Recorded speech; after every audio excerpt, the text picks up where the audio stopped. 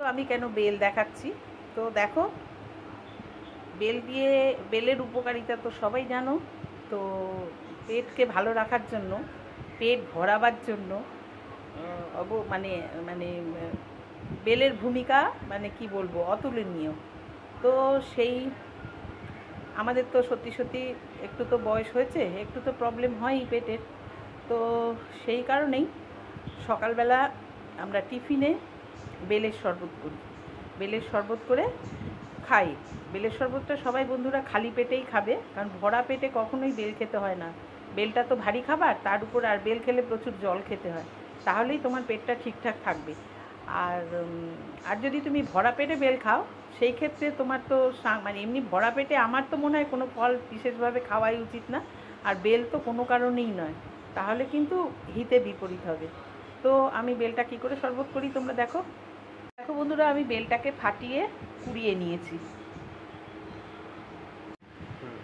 তো বন্ধুরা দেখো, আমি এতে এই যে 1 প্যাকেট দুধ ঢেলে দিচ্ছি।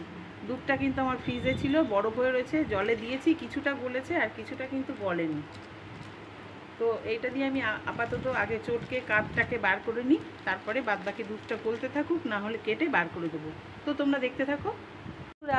বেলটাকে দুধ দিয়ে মানে চটকাবার আগে আমি কিন্তু মিষ্টিটাও দিয়ে দিলাম, মানে চিনি দিয়ে দিচ্ছি। চিনিটা যে যার স্বাদ মতো দেবে, যে যেমন মিষ্টি খাও সেই পরিমাণ বুঝেই দেবে। চিনি দিয়ে আর দুধটা দিয়ে চটকালে চিনিটাও গলে যায়, ভালো হয় তাতে আর কি। তো এটা অবশ্যই সকালবেলা খালি পেটে খাবে, আর খালি পেটে খেলে যদি টিফিন খাওয়ার পরিবর্তে খাও, অন্য কিছু টিফিন না খেয়ে এটা খেলে তোমার কিন্তু টিফিনের কাজও হয়ে যাবে। আমরা কিন্তু সেটাই করি। তো বন্ধুরা দেখো, আমি এবার বেল দিয়ে, চিনি দিয়ে আর দুধ দিয়ে চটকে নেব। এটা খেতে কিন্তু বন্ধুরা টিফিনের পরিবর্তে অনেকেই হয়তো নাকশিট করতে পারো, যারা বেল পছন্দ করো না। আমিও যে খুব একসময় বেল পছন্দ করতাম তা নয়, কিন্তু এখন বয়সের সাথে সাথে সব কিছুরই অভিজ্ঞতা বাড়ে। ঠিকঠাক যদি শরবতটা করা যায় অসাধারণ লাগে খেতে। আর এখন তো গরমে প্রাণ তো সবসময় ঠান্ডা ঠান্ডা ঠান্ডা ঠান্ডাই করছে, আর এই ঠান্ডা ঠান্ডা শরবত খেতেও যেমন ভালো লাগে, শরীরের ক্লান্তি দূর হয়ে যায়, সঙ্গে পেটের প্রচণ্ড উপকারিতা, আর পেটও ভরে যায়। তো সেই কারণে আমরা টিফিন খাওয়ার পরিবর্তে এটাই খাই, মানে সব রকম ভেবেই খাই, পেটও ভরবে, উপকারিতাও আছে, এই সব ভেবেই খাই, প্রাণটাও জুড়বে, এনার্জি বাড়বে। তো তোমরাও এই বুদ্ধিটা একবার, মানে এইটাকে একবার করে খেয়ে দেখো, তো কেমন লাগে প্লিজ আমাকে কমেন্টস করে জানিও। দেখতে থাকো। দেখো বেলটাকে ভালো করে চটকে নিয়েছি, এবার এই যে ছাঁকনি দিয়ে কাঠটাকে বার করে ছেঁকে নেব। সত্যি সত্যি বলতে গিয়ে আমরা দুজন, আমরা ফ্যামিলি মেম্বার 3 জন, আমার ছেলে আর আমরা হাজব্যান্ড ওয়াইফ। তো আমরা দুজনে তো ভীষণই ভালো খাই, কিন্তু আমার ছেলে কিন্তু ছুঁয়েও দেখে না, ভীষণই নাক ছিটকায়। ওর জন্যই আমি তোমাদেরকে বললাম, অনেকেই হয়তো পছন্দ করো না নাক ছিটকাও।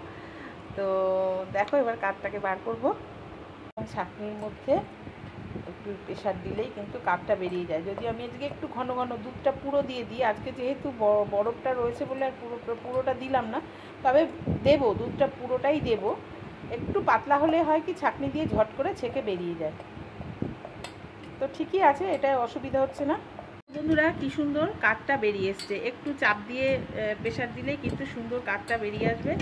আবার এটা দেখো, শরবত তো, আর শরবতের জন্য আমার একটু তো জল লাগবেই, দুধও দেবো আরও জলও দেবো।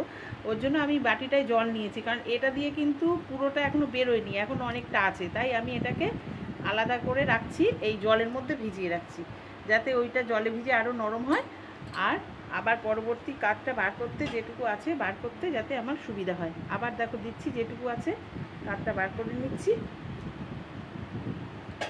মানে একটা বেল দিয়ে যদি, মানে একটা বেল আর 1 প্যাকেট দুধ, আর হচ্ছে পরিমাণ মতো মিষ্টি, আর প্রয়োজন মতো জল, এইটা দিয়ে যদি তোমরা করে খেয়ে দেখো, দুজনার সুন্দর টিফিন হয়ে যাবে। আর মোটামুটি একটা মিডিয়াম সাইজের বেল, আমি তো তোমাদের দেখালামই বেলের সাইজটা, ওরকম সাইজের বেল নেবে, টিফিনও সুন্দর হয়ে যাবে, প্রচুর এনার্জি পাবে, খেতেও ভালো লাগবে, আর পেটও ভরবে। তো তোমরা এটা অবশ্যই করে খাও, ভীষণই ভালো, সব দিক থেকে ভালো, এর কোনো সাইড এফেক্ট নেই, সবটাই ভালো এর। প্রত্যেকের শরীরের জন্য, মনের জন্য, তৃপ্তির জন্য, তারপরে খিদে মেটানোর জন্য, সবটাই ভালো এটা। তো দেখো বন্ধুরা, আমার বেল কিন্তু পুরোটাই বার করা হয়ে গেছে, দেখো যে ছিবড়েটা একদমই সাদা সাদা হয়ে গেছে, কিচ্ছু নেই এর মধ্যে আর। হ্যাঁ, পুরোটাই বার করে নিয়েছি। আর এটা তলাটায় জমে গেছে, মানে বুঝতেই তো পারছো, পরেরগুলো মানে জল দিয়ে ওটাকে ভিজিয়ে চটকে চটকে বার করে নিয়েছি। নিয়ে এটাকে এই যে নাড়িয়ে দিলাম, দিয়ে আমি এটা একটু বড় পাত্রে ঢেলে নিচ্ছি, কারণ এখানে আরও দুধ পড়বে তো, পড়ে যাওয়ার সম্ভাবনা থাকে, তাই আমি বড় পাত্রে ঢেলে নিচ্ছি। আর এই পাত্রে এই যে খোসা, মানে ওই যে ছিবড়েটাকে চটকে চটকে বার করে যে ধুয়েছিলাম তার একটু জলটা রয়েছে। জল তো আমাকে দিতেই হবে, জল না দিলে তো আর শরবত হবে না, এত ঘন তো আর খাওয়া সম্ভব না। রেডি। আর যে বাদবাকি দুধটা আছে আমি সেই দুধটাকে এখন মিশিয়ে দেবো।